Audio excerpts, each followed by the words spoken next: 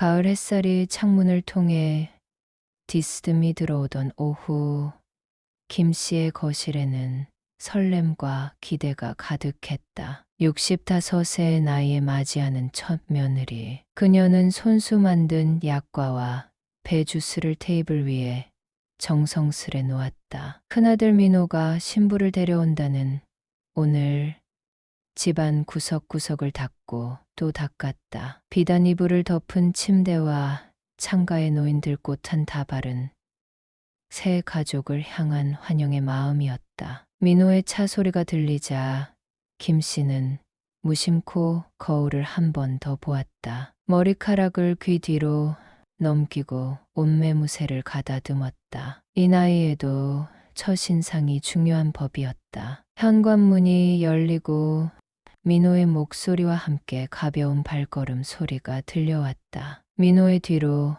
조금 숨은 듯한 여자가 보였다. 베이지색 코트에 단정한 머리, 그러나 어딘가 경계하는 듯한 눈빛이 인상적이었다. 큰 며느리 선영이었다. 그녀의 미소는 예의 바른 듯 보였지만 어딘지 거리감이 느껴졌다. 인사를 나누는 동안에도 선영의 시선은 집안 곳곳을 빠르게 훑고 있었다. 김 씨는 그 눈빛에서 평가받는 듯한 느낌을 받았지만 이내 마음을 추스렸다. 첫 만남의 어색함일 뿐이라고. 시간이 흐르면 가족이 되겠지.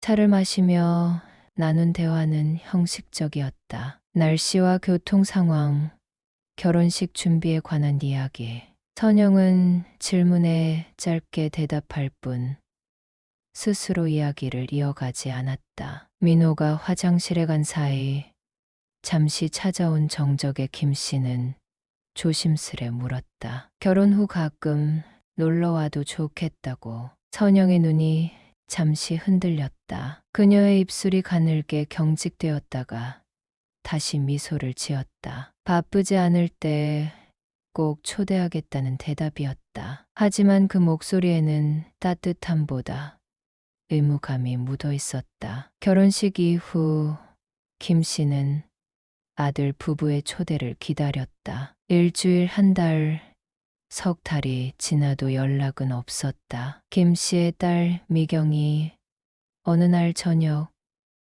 오빠네 집에 한번 놀러 가자고 제안했다. 아직 집들이도 안 했는데 초대도 없이 가는 건 실례라고 생각했지만 한편으로는 며느리의 삶이 궁금했다. 딸의 제안에 고개를 끄덕였다. 다음 날 미경이 전한 소식은 뜻밖이었다. 큰오빠에게 집들이 언제 하냐고 물었더니 아내와 상의해 보겠다고 했다는 것. 그리고 얼마 후 다시 전화가 왔는데 목소리가 좋지 않았다고 했다. 며느리와 크게 다퉜다는 것이다. 시댁 식구들 초대하기 싫다는 이유로. 김 씨는 이부자리를 개면서 깊은 한숨을 내쉬었다. 이불 속으로 들어가며 생각했다. 자신이 어떤 짓을 했기에 며느리가 그토록 거부감을 느끼는 것일까? 혹시 결혼식 전날 민호에게 했던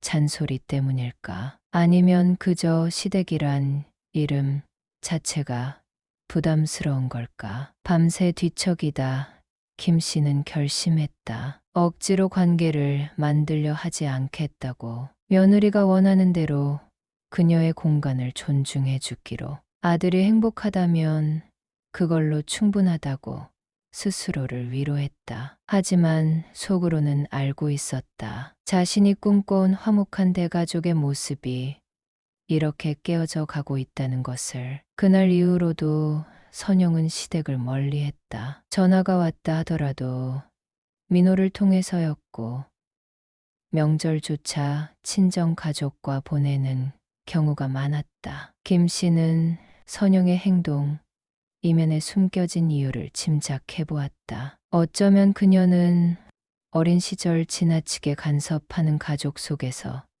자란 것은 아닐까. 혹은 독립적인 성격으로 누구에게도 속박당하기 싫은 것인지도 모른다. 아니면 단순히 시어머니라는 존재에 대한 선입견이 있는 걸까? 김 씨는 선영을 원망하기보다 다른 세대의 가치관을 이해하려 노력했다. 하지만 그 마음 한켠에는 작은 서운함이 자리 잡기 시작했다. 조용히 식탁에 앉아 창밖을 바라보며 김 씨는 손가락으로 찻잔 테두리를 천천히 쓸었다. 단절된 관계는 차갑게 식어가는 차처럼 시간이 지날수록 다시 데우기 어려워진다는 것을 그녀는 본능적으로 느끼고 있었다. 계절이 두 번 바뀌는 동안 김 씨와 선영의 관계는 더욱 얇아졌다. 가끔 민호가 혼자 들를 때면 김 씨는 항상 물었다. 선영은 어떻게 지내는지, 건강은 괜찮은지. 민호의 답변은 매번 비슷했다. 바쁘다고, 일이 많다고. 김 씨는 더 묻지 않았다. 언젠가 선영이 마음을 열어줄 날을 막연히 기다리면서 여름의 끝자락에 남편의 생일이 다가왔다. 김 씨는 특별한 저녁을 준비했다. 남편이 좋아하는 갈비찜과 미역국, 간장게장까지. 테이블 위에는 작은 생일 케이크도 놓였다. 창가에 놓인 국화꽃은 초가을의 분위기를 더했다. 김 씨는 아들 내외에게도 연락을 했다. 아버지 생신이니 함께 식사하자고. 저녁이 되자 작은 아들과 딸이 찾아왔다. 하지만 큰아들은 혼자였다. 문간에 서서 머뭇거리던 민호의 표정에서 김 씨는 이미 답을 알 수 있었다. 선영은 오지 않았다. 민호는 어색하게 웃으며 말했다. 선영이 몸이 좋지 않다고, 마침 일도 많이 밀렸다고. 김 씨는 아무 말 없이 고개를 끄덕였다. 모두가 식탁에 앉았지만 하나 비어있는 자리가 유독 크게 느껴졌다. 남편의 생일 당일 선영에게서 문자 한 통이 왔다. 아버님, 생신 축하드립니다. 건강하세요. 짧고 형식적인 인사. 김 씨는 그 메시지를 남편에게 보여주었다. 남편은 담담히 고개를 끄덕였다. 시댁에 대한 며느리의 마음이 어떤지 이제는 그도 알게 된 듯했다. 명절이 다가오자 김 씨는 또다시 희망을 품었다. 명절만큼은 가족이 모이는 시간이니까. 설날 아침 김 씨는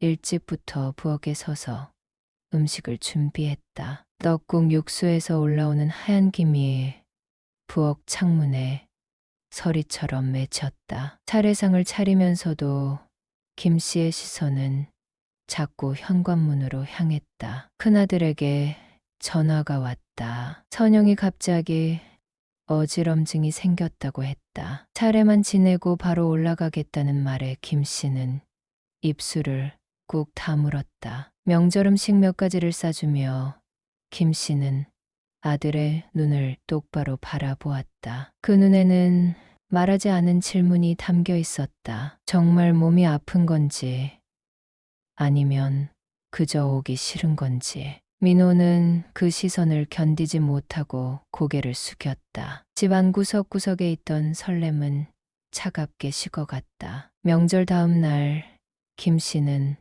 혼자 마당을 쓸고 있었다. 쌓였던 눈이 녹아 웅덩이가 되고 그 위로 낙엽이 떠다녔다. 김 씨의 마음속에도 무언가 천천히 가라앉고 있었다. 그해 여름 민호의 승진 축하 자리를 마련했을 때도 선영은 나타나지 않았다. 회식이 있다는 핑계로 김 씨가 정성껏 준비한 음식들은 대부분 그대로 남았다. 딸 미경은 분을 사귀지 못하고 말했다. 왜 이렇게 시댁을 무시하는지 모르겠다고. 김 씨는 조용히 말했다. 각자 살아온 환경이 다르니 이해해 주자고. 하지만 그 말이 진심이었는지는 김 씨 자신도 알 수 없었다. 가을이 깊어가던 어느 주말 김 씨 부부는 큰아들 내외를 저녁 식사에 초대했다. 아들의 생일이기도 했고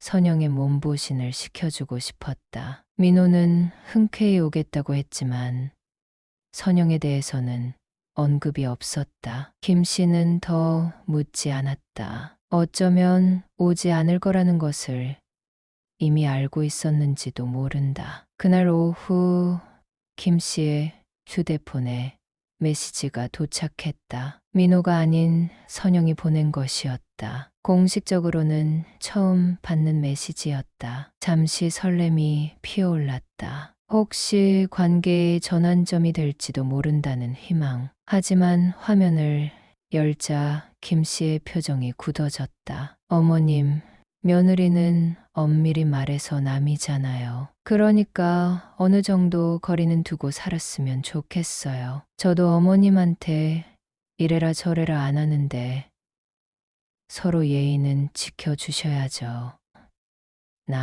그 단어가 김 씨의 가슴을 세차게 때렸다. 차갑고 예리한 칼날처럼. 김 씨는 한동안 휴대폰만 바라보았다. 손가락이 떨려 답장을 쓸 수 없었다. 메시지를 본 남편도 한참을 말을 잇지 못했다. 그저 깊은 한숨만 내쉴 뿐이었다. 넘어온 한계선, 김 씨는 그것을 느꼈다. 관계란 끝없이 미루고 유예할 수 있는 것이 아니라는 사실을. 이제는 더 이상 희망을 품을 필요가 없어졌다. 선영이 원하는 대로 남으로 대하기로 마음을 굳혔다. 알았습니다. 김 씨는 짧게 답장을 보냈다. 두 글자에는 오랜 기다림의 종말이 담겨 있었다. 창가에 걸터 앉아 저녁노를 바라보며 김 씨는 생각했다. 어쩌면 이것이 편안한 길일지도 모른다고. 더 이상 기대하지 않는 마음, 더 이상 상처받지 않는 관계. 그날 밤 김 씨는 오래된 사진첩을 꺼내 보았다. 민호가 어릴 적 찍은 사진들. 처음 걸음마를 뗐을 때, 유치원 소풍 갔을 때, 중학교 졸업식에 앨범을 덮으며 김 씨는 알았다. 아들은 여전히 자신의 전부이지만 며느리는 그녀가 원하는 대로 남일 뿐이라고. 그해 가을 작은 아들 준호가 결혼 소식을 전했다. 김 씨는 조심스러워졌다. 또다시 기대를 품었다가 상처받을까 두려웠다. 큰며느리 선영과의 경험이 그녀의 마음 한켠에 짙은 그림자를 드리웠다. 결혼식 준비를 도우며 김 씨는 자신도 모르게 거리를 두고 있었다. 지나친 관심은 부담을 줄지도 모른다는 생각에. 작은 며느리 진영을 처음 만난 날 가을 햇살이 유난히 따스했다. 준호가 그녀를 데려왔을 때 김 씨는 무의식적으로 경계의 벽을 세웠다. 진영은 수줍게 웃으며 인사했다. 가지고 온 과일 바구니를 내밀며 할머니께서 직접 농사지은 배라고 했다. 김 씨는 형식적인 미소로 받았다. 차를 마시는 내내 최대한 예의만 갖추려 했다. 더 이상의 기대는 금물이라고 스스로를 다잡았다. 결혼식이 끝나고 새로운 가족의 모습이 만들어져 갔다. 진영은 김 씨의 예상과 달랐다. 명절 전날 진영이 갑자기 찾아와 떡국 만드는 법을 배우고 싶다고 했다. 김 씨는 놀라움을 감추지 못했다. 진영의 손놀림은 서툴렀지만 열정만큼은 넘쳤다. 김 씨의 모든 설명을 진지하게 듣고 메모까지 했다. 어머님처럼 정성 들인 음식을 만들고 싶어요. 저희 친정엄마는 요리를 잘 못하셔서. 진영의 말에 김 씨는 처음으로 마음의 벽이 조금 허물어지는 느낌을 받았다. 전에 없던 감정이었다. 하지만 아직 조심스러웠다. 한 번 데친 마음은 쉽게 풀리지 않는 법이었다. 설날 진영은 일찍부터 와서 차례상을 함께 준비했다. 김 씨의 지시를 따라 정갈하게 음식을 담았다. 큰며느리가 보이지 않자 진영이 조심스레 물었다. 형수님은 안 오시냐고. 김 씨는 짧게 대답했다. 몸이 안 좋다고 했다고. 진영은 더 묻지 않았지만 그녀의 눈에서 김 씨는 무언가를 읽었다. 이해와 공감이 담긴 시선. 차례를 마치고 식사 자리에서 진영은 김 씨 옆에 앉아 음식을 권했다. 김 씨가 좋아하는 갈비찜을 접시에 담아주며 말했다. 어머님, 저는 친정 부모님이 지방에 계셔서 자주 못 뵈어요. 그래서 어머님 아버님을 부모님처럼 생각할게요. 저한테 딸처럼 대해주세요. 식탁 위로 잠시 정적이 흘렀다. 김 씨는 진영을 물끄러미 바라보았다. 거짓이 없는 눈빛, 물기 어린 눈동자. 김 씨의 가슴 한켠이 따뜻해졌다. 하지만 아직 완전히 마음을 열 수는 없었다. 한 번 닫힌 마음의 문은 쉽게 열리지 않는 법이었다. 봄이 왔다. 김 씨의 생일이었다. 아침부터 비가 내렸다. 창문을 타고 흐르는 빗방울을 바라보며 김 씨는 조용히 차를 마셨다. 특별히 기대하는 것 없이 맞이하는 생일. 그때 현관문 종소리가 울렸다. 문을 열자 비에 젖은 진영이 서 있었다. 한 손에는 케이크 상자, 다른 손에는 꽃다발. 머리카락 끝에서 빗물이 떨어졌다. 어머님, 생신 축하드려요.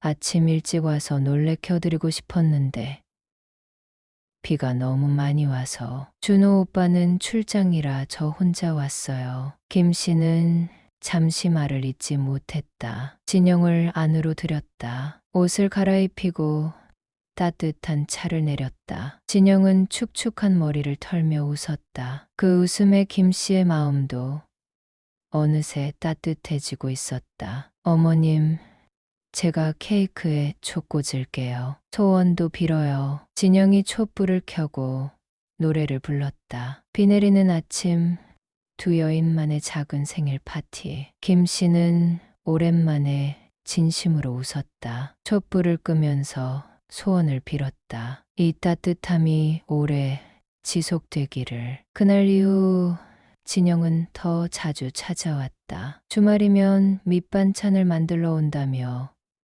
김장을 배우고 김 씨의 정원에서 함께 고추를 따고 때로는 그저 차 한 잔 마시러 들른다고 했다. 김 씨는 조금씩 마음의 문을 열기 시작했다. 진영에게 시집살이 때 있었던 재미있는 이야기를 들려주고 비법 레시피를 알려주고 잘 간직해 둔 옛 사진도 보여주었다. 어머님, 이 사진에서 정말 예쁘세요. 준호 오빠를 안고 계신 모습이. 사진첩을 넘기다 진영은 선영과 민호의 결혼식 사진을 발견했다. 잠시 머뭇거리다 조심스레 물었다. 형수님과는 자주 못 만나세요? 김 씨의 표정이 굳어졌다. 진영은 곧바로 화제를 돌렸다. 다음 주 김 씨 부부의 결혼기념일에 뭘 준비할지 상의하자고. 김 씨는 진영의 배려에 고마움을 느꼈다. 누군가 자신의 마음을 읽어주는 것이 얼마나 위로가 되는지. 여름이 깊어가던 어느 날 김 씨는 갑자기 열이 나고 몸살 기운이 있었다. 남편이 출장 중이라 혼자 있었다. 밤새 뒤척이다 새벽녘에야 잠이 들었다. 아침 현관문 소리가 들렸다. 진영이었다. 준호가 어머니가 아프다고 해서 바로 달려왔다고 했다. 어머님, 이마가 너무 뜨거워요. 제가 죽 끓여왔어요. 먼저 드시고 병원에 모시고 갈게요. 진영은 김 씨의 이마에 얼음찜질을 해주고 죽을 한 숟가락씩 먹여주었다. 그리고 병원에 데려가 진료를 받게 했다. 하루 종일 곁을 지키며 약을 챙기고 집안일까지 도왔다. 김 씨는 오랜만에 누군가에게 돌봄을 받는 느낌이었다. 마치 자신의 딸처럼. 진영아, 괜찮아. 이제 집에 가. 준호도 기다릴 텐데. 괜찮아요. 오빠한테 말했어요. 어머님 좀 더 봐드리고 갈 거라고. 그날 밤 김 씨는 잠들기 전 생각했다. 이제 자신의 삶에 새로운 가족이 생겼다는 것을. 피는 섞이지 않았지만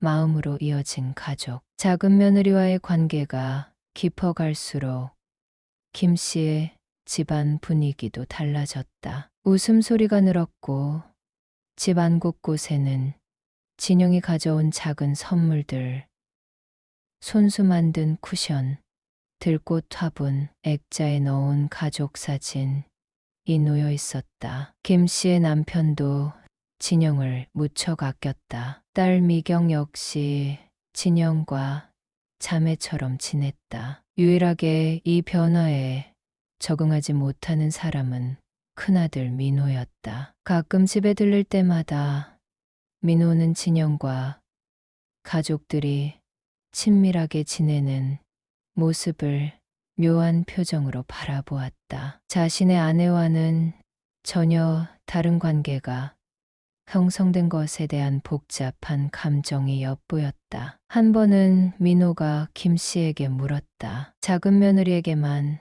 특별히 잘해주는 것 같다고. 김 씨는 담담히 대답했다. 특별히 대하는 게 아니야. 다가오는 만큼 마음을 열어주는 것뿐이야. 시간이 흐를수록 김 씨와 진영 사이의 유대는 깊어졌다. 더 이상 시어머니와 며느리가 아닌 서로의 삶에 의지하고 보살피는 진짜 가족이 되어갔다. 진영이 김 씨의 딸 역할을 자처하면서 김 씨는 처음으로 며느리가 아닌 딸을 얻은 기쁨을 느꼈다. 가을이 다시 왔다. 김 씨의 집 마당에는 감나무 아래 낙엽이 쌓였다. 진영과 함께 마당을 쓸면서 김 씨는 문득 깨달았다. 인생이란 어쩌면 이런 것일지도 모른다고.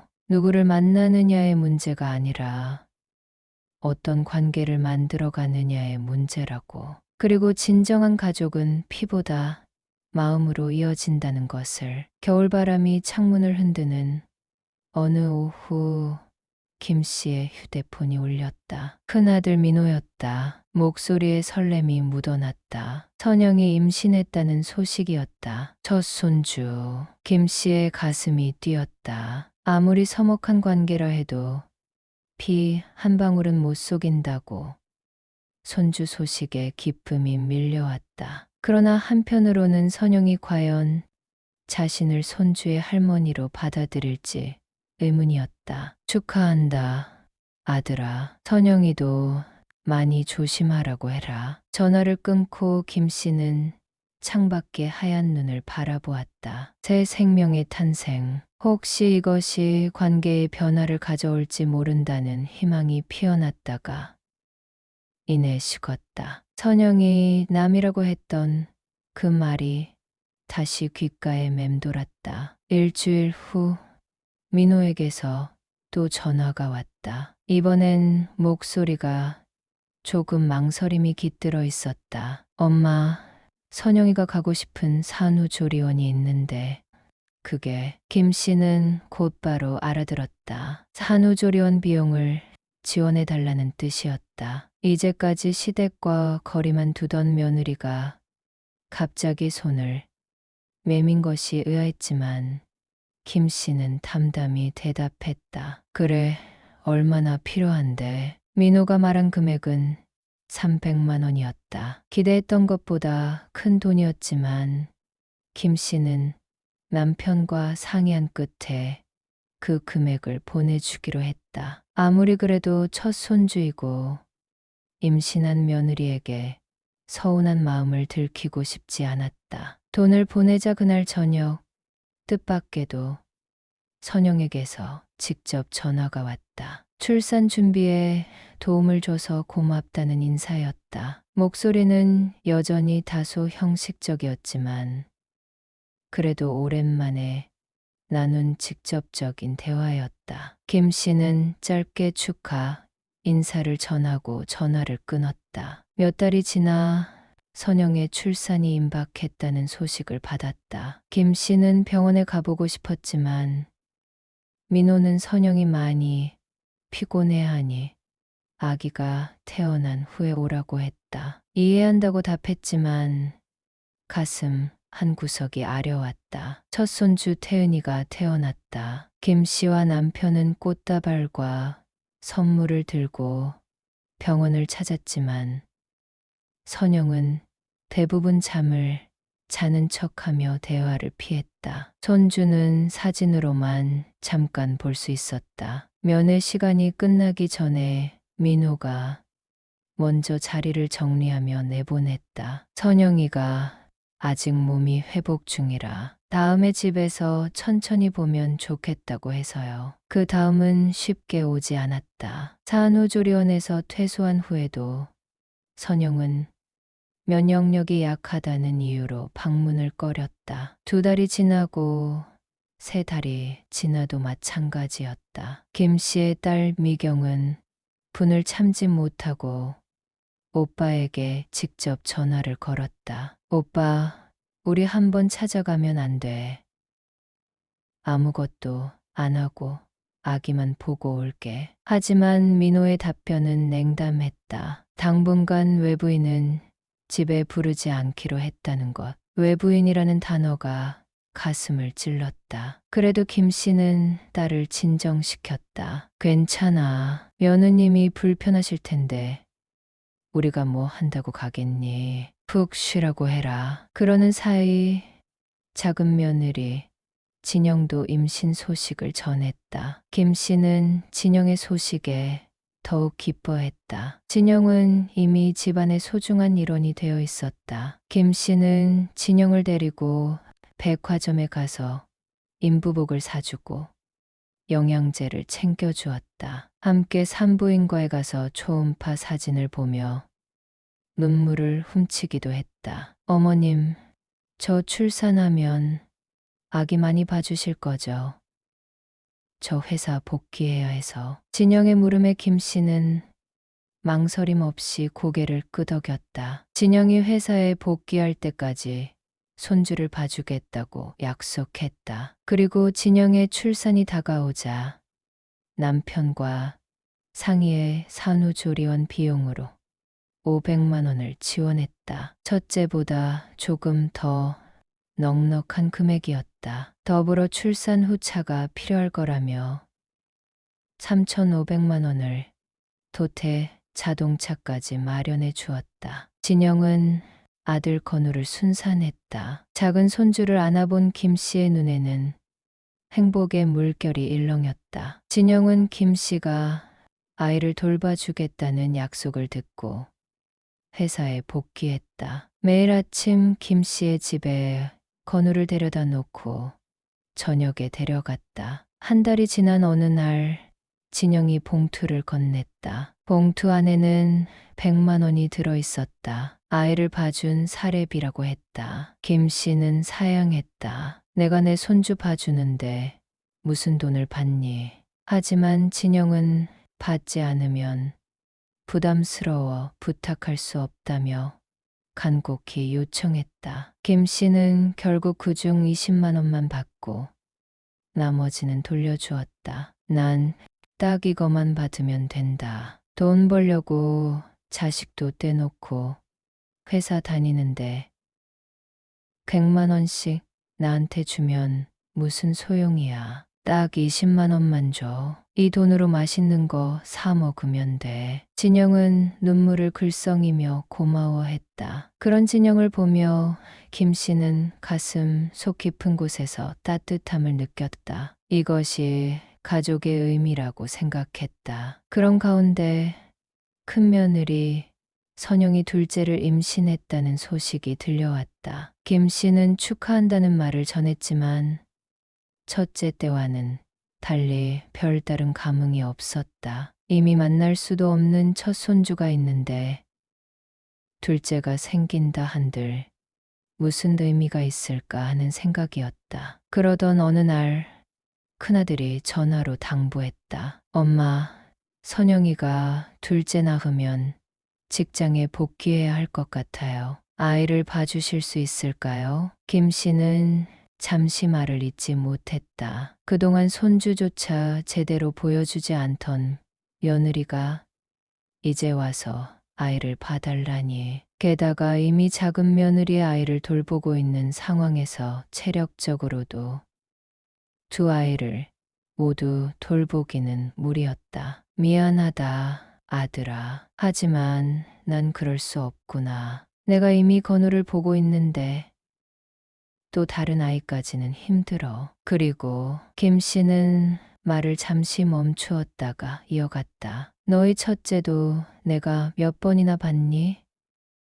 남의 애를 내가 왜 봐야 하는지 모르겠구나. 민호는 당황한 기색이 역력했다. 하지만 김 씨는 단호했다. 이미 마음의 선을 그었다. 작은 며느리 진영과의 따뜻한 관계를 경험한 후 김 씨는 더 이상 형식적인 가족 관계에 연연하지 않기로 했다. 진심으로 다가오는 이에게만 마음을 열기로 한 것이다. 한 달 뒤 김 씨와 남편, 작은 아들, 가족은 제주도로 여행을 떠났다. 진영이 준비한 여행이었다. 오랜만에 가족 여행에 김 씨는 청춘으로 돌아간 듯 행복했다. 바다를 배경으로 찍은 사진들, 맛있는 음식을 나눠 먹는 모습, 손주 건우가 모래성을 쌓는 모습 모두가 소중한 추억이 되었다. 여행에서 돌아온 후 작은 아들 부부가 김 씨 집 근처로 이사를 오고 싶다고 했다. 남편과 상의한 끝에 김 씨는 1억을 보태주었다. 오랜 세월 저축해온 돈이었지만 진정한 가족과 함께하는 시간을 위해 아낌없이 내어주었다. 이 모든 소식은 딸 미경을 통해 큰아들 민호에게도 전해졌다. 김 씨가 작은 아들, 가족에게 보이는 애정과 지원에 민호의 마음이 복잡해졌을 것이다. 하지만 김 씨는 더 이상 민호의 기분을 살피지 않았다. 진심으로 자신을 가족으로 여기는 이들에게만 진심을 다하기로 한 것이다. 늦가을의 서늘한 바람 속에서 김 씨는 작은 손주 건우와 함께 마당에 낙엽을 쓸고 있었다. 건우가 모은 낙엽 더미 위로 뛰어들며 깔깔 웃는 모습을 보며 김 씨는 생각했다. 가족이란 결국 서로의 마음을 나누는 사람들이라고. 그리고 자신은 이제 진정한 가족을 찾았다고. 이른 겨울 창밖으로 첫눈이 내리기 시작했다. 김 씨는 거실 창가에 앉아 작은 손주 건우에게 뜨거운 코코아를 먹여주고 있었다. 작은 며느리 진영이 출장으로 이틀간 집을 비우는 동안 건우를 맡아 돌보는 중이었다. 아이의 웃음소리가 집안을 따뜻하게 채웠다. 창가에 쌓이는 눈을 보며 김 씨는 생각했다. 인생이란 참으로 예측할 수 없는 것이라고. 처음 큰 며느리를 맞이할 때 꿈꿨던 화목한 대가족의 모습은 이루어지지 않았지만 대신 작은 며느리와 함께 만들어간 새로운 형태의 가족이 자리 잡았다. 그때 현관 초인종이 울렸다. 문을 열자 뜻밖에도 큰아들 민호와 며느리 선영이 서 있었다. 선영의 품에는 두 돌이 채 되지 않은 첫 손주가 안겨 있었고 선영의 배는 둘째로 불러와 있었다. 예상치 못한 방문객들 앞에서 김 씨는 잠시 말을 잃었다. 엄마, 재수 씨가 애 낳았다고 새 차 뽑아 주셨어요. 갑자기 왜 그러세요? 그리고 조련 비용 500만 원 주셨다면서요. 저희한테는 고작 300만 원밖에 안 주셨잖아요. 왜 서운하게 차별을 하세요? 심지어 저희는 이번이 둘째인데 와이프가 엄마한테 진짜 섭섭하대요. 민호의 목소리는 억울함과 분노로 떨렸다. 그 뒤에 서 있던 선영은 김 씨를 노려보는 듯했다. 갑작스러운 공격에 김 씨는 잠시 당황했지만 이내 차분히 대답했다. 며느님께서 섭섭하시다니 그게 왜 서운하실까?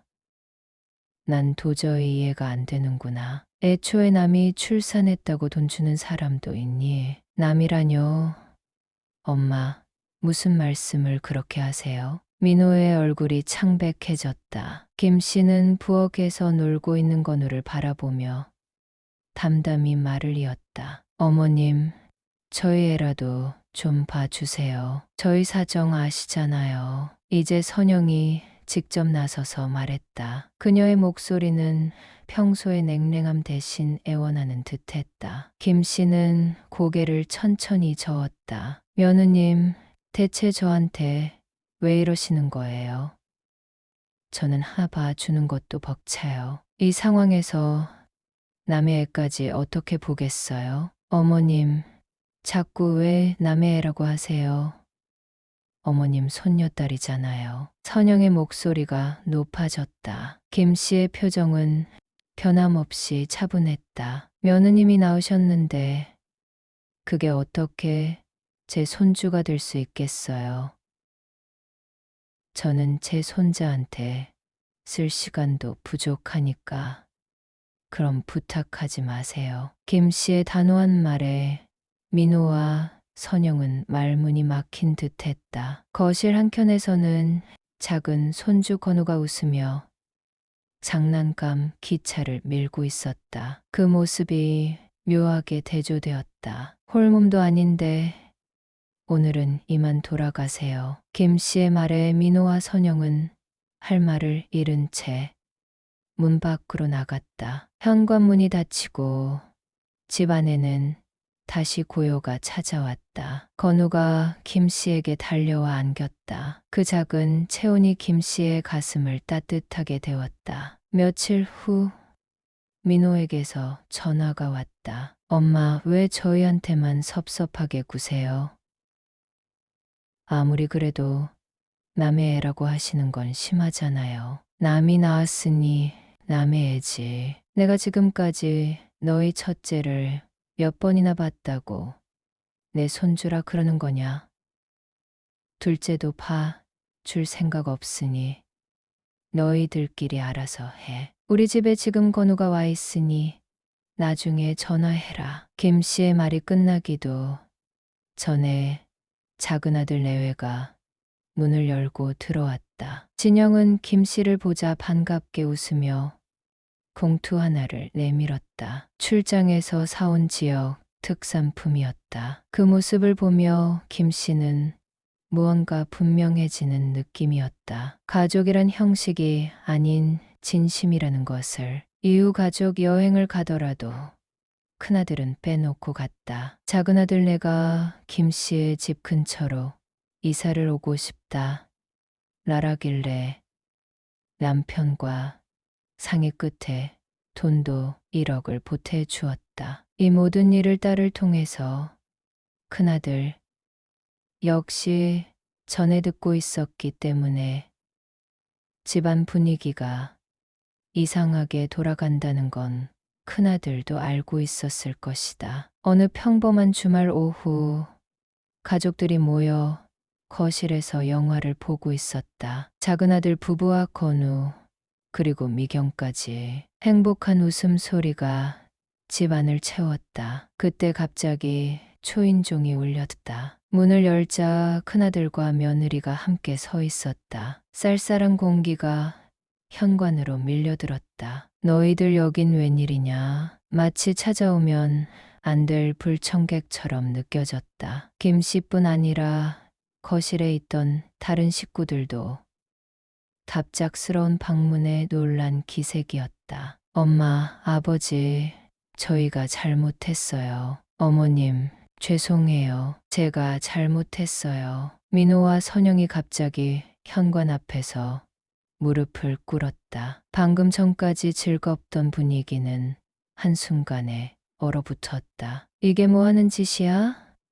연락도 없이 갑자기 찾아와서는 남편이 불편한 듯 언성을 높였다. 선영은 눈물을 흘리며 사과했다. 이제라도 가족 행사에 잘 참여하고 자기 집에도 초대하겠다고 말했지만 김 씨와 남편의 얼어붙은 마음은 움직이지 않았다. 아이고, 며느님, 몸도 혼자가 아닌데 이러지 마세요. 그쪽 가족 행사에 저희 식구들을 뭐하러 불러요? 저희 집에 이렇게 찾아오실 필요 없으니 돌아가세요. 김 씨의 말에 선영은 울음을 그치고 놀란 눈으로 쳐다보았다. 민호도 얼빠진 얼굴로 아무 말 못했다. 우리는 우리 식구끼리 즐거운 시간 보내고 있었다. 남이 끼어들 자리가 아니야. 빨리 데려가라. 그렇게 큰아들 내외를 보낸 후 집안에는 다시 웃음소리가 울려 퍼졌다. 마치 아무 일도 없었던 것처럼. 하지만 김 씨의 마음 한편에는 작은 슬픔이 자리했다. 한때 그토록 아끼던 큰아들과의 관계가 이렇게 변해버린 것이 안타까웠다. 하지만 그것은 선택의 결과였다. 선영이 스스로 정한 경계선, 그리고 그 경계선은 이제 김 씨도 받아들였다. 큰아들이 계속 죄송하다며 사과를 했지만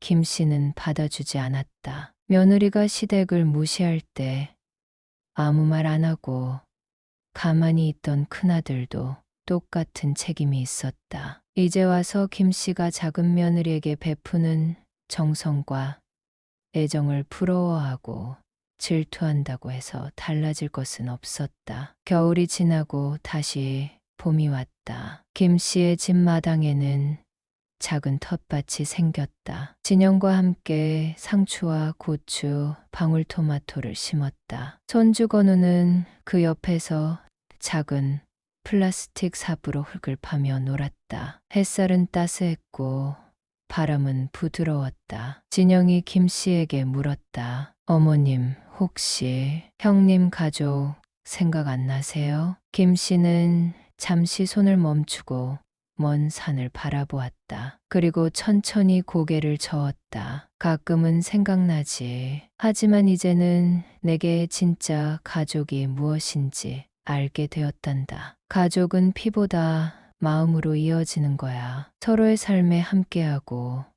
나눔을 실천하는 사람들이지.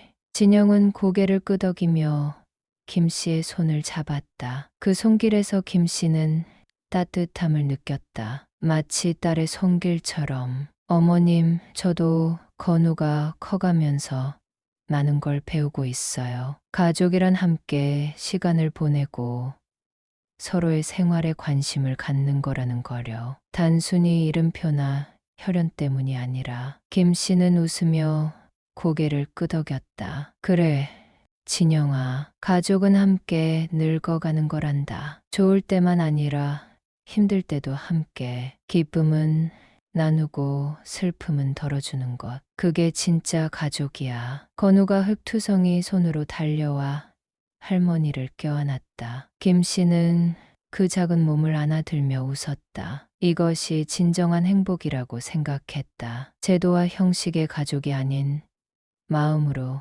이어진 진짜 가족. 저녁이 되고 작은 아들이 퇴근해 집에 돌아왔다. 온 가족이 둘러앉아 저녁을 먹으며 하루를 나누었다. 김 씨는 창밖으로 지는 해를 바라보았다. 인생에서 늘 원하는 대로 되지는 않지만 때로는 예상치 못한 방향으로 흘러도 그것이 더 아름다운 결말을 만들어낸다는 것을 이제는 알았다. 그날 밤 김 씨는 일기장에 짧게 적었다. 가족은 서로를 선택하는 사람들이다. 매일 계속해서 끊임없이 창밖으로 달빛이 스며들었다. 새벽녘 김 씨는 평온한 숨소리로 잠이 들었다. 꿈속에서도 그녀는 웃고 있었다.